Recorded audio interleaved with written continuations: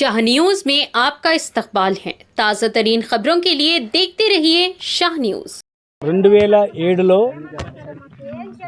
దివ్యాంగుల వికలాంగుల కాలనీ ఆనాడు కాంగ్రెస్ ప్రభుత్వం పట్టాలు ఇచ్చింది. పట్టాలు ఇచ్చినా కూడా వీళ్ళందరూ ఏంటంటే చిన్న చిన్న గుడిసెలు వేసుకొని ఉండేది. మేము వచ్చిన తర్వాత టీఆర్ఎస్ వచ్చిన తర్వాత కరెంట్ ఇచ్చి ఇంటింటికి గుడిసెకు నీళ్ళు ఇచ్చి 500 పెన్షన్ను 4000 ఎప్పుడైతే అయిందో వాళ్ళు ఒక్కొక్కరి ఇంట్లో ముగ్గురు దివ్యాంగులు ఉంటారు. ఒక్కొక్కరి ఇంట్లో తల్లి పిల్లలు కూడా దివ్యాంగులే కళ్ళు కనపడవు అందరికీ. ఆ ఒక పెన్షన్తో వీళ్ళు దాచిపెట్టుకుని ఒక రూమ్లో వేసుకున్నారు. ఇప్పుడు ఈమె ఉంది ఉదాహరణకు, ఈమె దివ్యాంగురాలు, వీళ్ళ భర్త కూడా దివ్యాంగుడే. ఆయనకు 4000 వస్తాయి పెన్షన్, ఈయన 4000 వస్తుంది. ఒక 4000తో రూమ్ వేసుకున్నారు. వీళ్ళు 13 ఏళ్ళ కింద వేసుకున్నారు, నిన్నమన కాదు. మిగతా వాళ్ళు ఏమో పెన్షన్తో వీళ్ళు 13 ఏళ్ళ క్రితం కష్టపడి వేసుకున్నారు. 13 ఏళ్ళ కింద నల్ల కడుతున్నారు, బిల్లు కడుతున్నారు, ట్యాక్స్ కడుతున్నారు, కరెంట్ బిల్లు ఉంది. ఒక్క రూమ్ని 70 గజాలు ఉన్న దానిలో ఒక రూమ్ వేస్తే ఆ రూమ్ని కొలగొడితే ఇప్పుడు వాళ్ళు బయట తిరుగుతున్నారు. వాళ్ళ పాప మొదలైతే వీళ్ళ పరిస్థితి చూడండి, ఆదుకోండి.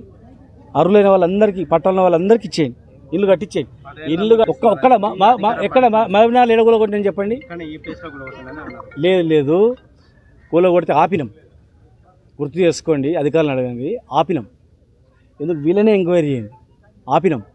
పేదోళ్ళు వాళ్ళ కట్టుకుంటే ఒక రూమ్ కట్టుకుంటే మీరు ఏమనకండి, వదిలిపెట్టండి.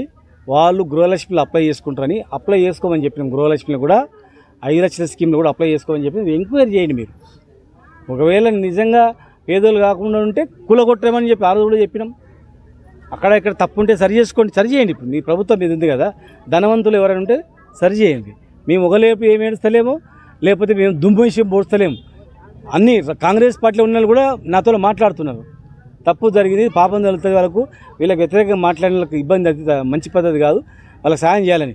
ఇప్పుడు నేను ఒక పార్టీలో ఉన్నాను, నన్ను నా పార్టీలో చూడకండి. మీరు వచ్చి ఎంక్వైరీ చేయండి, వాళ్ళకి ఏదో సాయం చేయండి. మీరు అందరూ ఉట్టి ఏదో రాజకీయ కోణంలో మాట్లాడి మీరు కూడా ఓట్లేరా, మేము చేస్తలేదా అని కాదు. మీరు కూలగొట్టినప్పుడు మరి మీరు వచ్చి ఆపుకున్నారా? ఇప్పుడు మీరు కూలగొట్టి మేము వచ్చి వీళ్ళకి సాయం చేస్తున్నాం కదా. మీరు కూలగొట్టినప్పుడు మీరు వచ్చి ఇగో ఆపినామని మీడియా మరి ఎవరైనా అనిపించండి, మేము ఆపినామని. మీరు ఆపినామా చెప్పండి. ఎప్పుడు కూడా మేము పేదల్లో కాడ పొట్టలేదు. మేము వచ్చిన తర్వాతనే ఇలా హాస్పిటల్ని ఒక రూపురేపులు చేసినాం. చిన్న కడుపు నొప్పి వస్తే హైదరాబాద్ పంపిస్తుంది. పెద్ద ఆపరేషన్లు హాస్పిటల్ అవుతున్నాయి. మళ్ళీ 1000 పడకల హాస్పిటల్, ఇంకోటి హాస్పిటల్ కడుతున్నాం. మేము రాకముందు స్కూల్ చూడండి, ఇప్పుడు స్కూల్ చూడండి. ఇక్కడ పక్కాల డబుల్ బెడ్రూమ్ కట్టినాం. మరి అలాంటి డబుల్ బెడ్రూమ్లు ఎప్పుడు కట్టినాం? 70 ఏళ్ళలో ఎవరు కట్టినా చూపించమనండి. వీరన్నపేటలో కట్టినాము, ఏనుగొండలో కట్టినాము, డ్యూటిపల్లిలో కట్టినాము. ఒకవేళ మీరు కట్టించేయండి, మీరు కూడా కట్టించేయండి.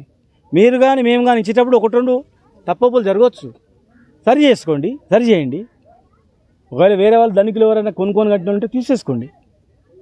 గుండుగుత 12 గంటలకు గీన మీద కూడా ఎవరికంటే జరుగుతుంది, తెలుస్తుంది. ఓళ్ళు ఏడిపోవాలి, అది నిజమైన ఏడిపోవాలి, తప్పది.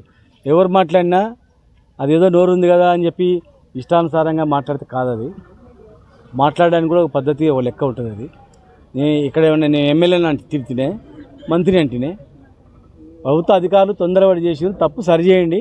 మరి వీళ్ళు కూడా అధికారులు స్పందించాలి, ప్రజాప్రతినిధులు స్పందించి అండగా నిలబడాలి. ప్రతి పార్టీ వాళ్ళు కూడా స్పందించాలని చెప్పినాం. ఇది తప్ప, ఇది తప్పు మాట్లాడుకుంటే వాళ్ళ విజ్ఞతగా వదులుతాం.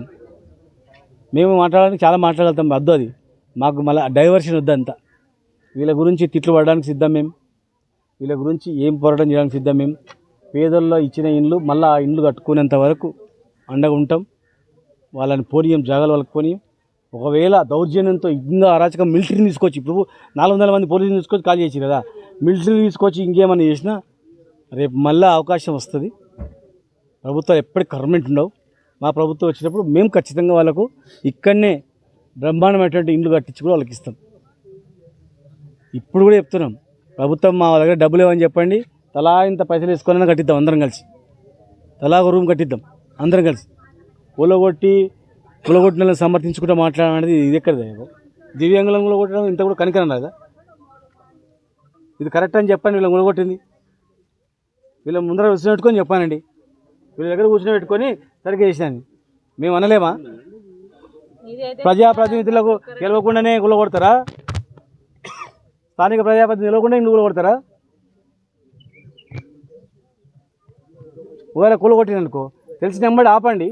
ఎందుకు ఆపలేదు మరి? నిన్న వెళ్తుంటే ఒకరు చెప్పారు, సార్ ఈ బిల్డింగ్ కూలగొట్టి వచ్చినప్పుడు మీకు ఫోన్ చేసి ఆపిన సార్ అని చెప్పింది. మీకు ఫోన్ చేయగానే ఫోన్లో చెప్పారు ఆపిరు సార్ అని చెప్పి మేము అది ఆఫీసర్లకు చెప్పినాం. తప్పులు ఉంటే ఏరేయండి అని చెప్పినప్పుడు కూడా ఎవరైనా అక్రమాలు ఉంటే ఏరేసేయండి, ఎవరైనా నమ్మినట్లుంటే వాళ్ళ మీద యాక్షన్ తీసుకోండి, పేదోళ్ళు ఉంటే వదిలిపెట్టారని చెప్పినాం అప్పుడు కూడా. ఇప్పుడు అదే చెప్తున్నాం, పేదోళ్ళు ఉంటే వదిలిపెట్టండి, తప్పులు ఉంటే సరి చేయండి. అక్రమాలు ఎవరైనా అమ్మిన వాళ్ళు ఉంటే వాళ్ళని పట్టుకొచ్చి పెట్టేయండి.